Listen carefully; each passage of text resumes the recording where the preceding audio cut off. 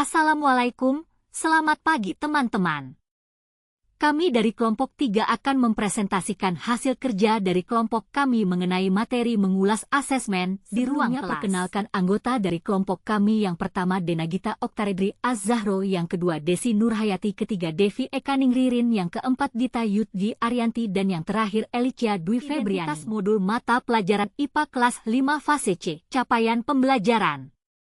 Pada akhir fase C, peserta didik memiliki kemampuan untuk memahami bunyi dan cahaya yang berfungsi sebagai dasar untuk melakukan suatu tindakan, untuk digunakan dalam mengambil suatu keputusan atau menyelesaikan permasalahan yang berkaitan dengan kehidupan sehari-hari berdasarkan pemahamannya terhadap materi yang telah dipelajari.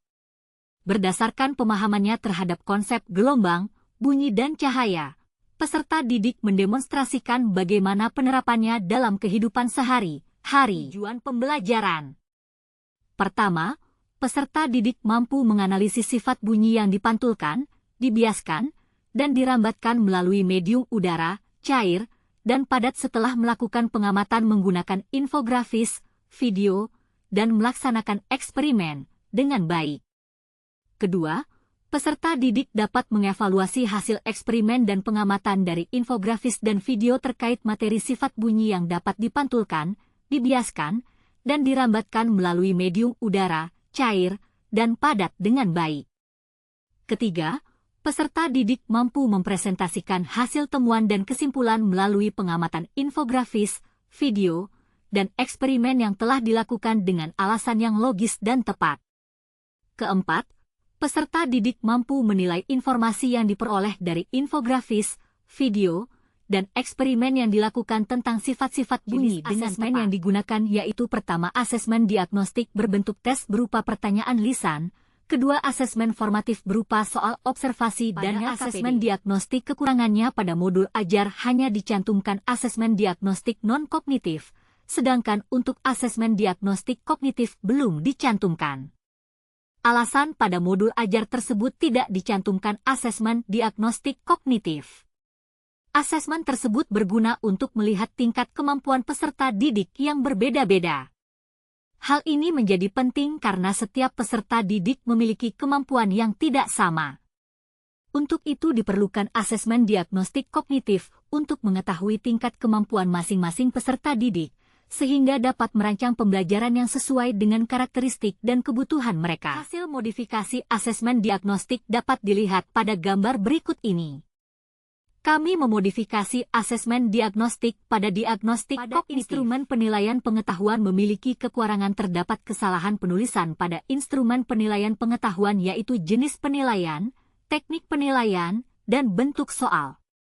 Alasannya dalam modul ajar tersebut dipaparkan bahwa jenis penilaian pada soal evaluasi menggunakan non-tes seharusnya menggunakan bentuk tes karena pada soal evaluasi yang digunakan adalah soal tes tertulis. Teknik penilaian pada soal evaluasi menggunakan observasi, seharusnya teknik penilaiannya adalah tes tertulis. Bentuk soal pada soal evaluasi yang tercantum menggunakan pilihan ganda dan uraian.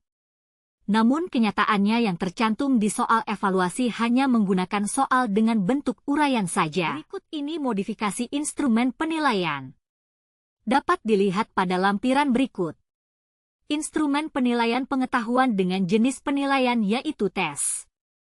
Teknik penilaian melalui tes tertulis dan bentuk soal uraian. Pada asesmen formatif memiliki kekurangan, tepatnya bagian penilaian evaluasi belum dicantumkan kriteria penilaian secara rinci. Alasannya guru hanya mencantumkan kunci jawaban dan pedoman penskoran saja. Sehingga guru akan kesulitan dalam menentukan penskoran dari setiap jawaban soal. Hal ini berdampak pada pemberian nilai yang tidak objektif dan tidak adil. Hasil modifikasi asesmen formatif yang sudah kelompok kami lakukan. Kelompok kami memodifikasi dengan menambahkan kriteria penskoran sehingga penilaian dapat dilaksanakan secara objektif. Asesmen formatif kekurangan yang kedua, yaitu dalam asesmen sikap, guru hanya menggunakan penilaian sikap dengan metode observasi. Guru juga dapat menggunakan metode penilaian oleh teman, peer assessment, dan penilaian diri, self-assessment. Alasannya setiap metode penilaian sikap memberikan hasil yang berbeda terkait sikap peserta didik dalam lingkungan belajar. Melalui penilaian oleh teman, peer assessment memberikan hasil mengenai sikap peserta didik dalam interaksi sehari-hari bersama teman sejawat yang tidak selalu terlihat oleh guru. Penilaian diri, self-assessment, mendorong peserta didik untuk merefleksikan sikap mereka sendiri yang juga meningkatkan kesadaran diri dan tanggung jawab. Saran perbaikan dari asesmen sikap yaitu menambahkan metode penilaian oleh teman, peer assessment, dan penilaian diri, self-assessment. Baik teman-teman, terima kasih atas perhatiannya. Kami ucapkan wassalamualaikum.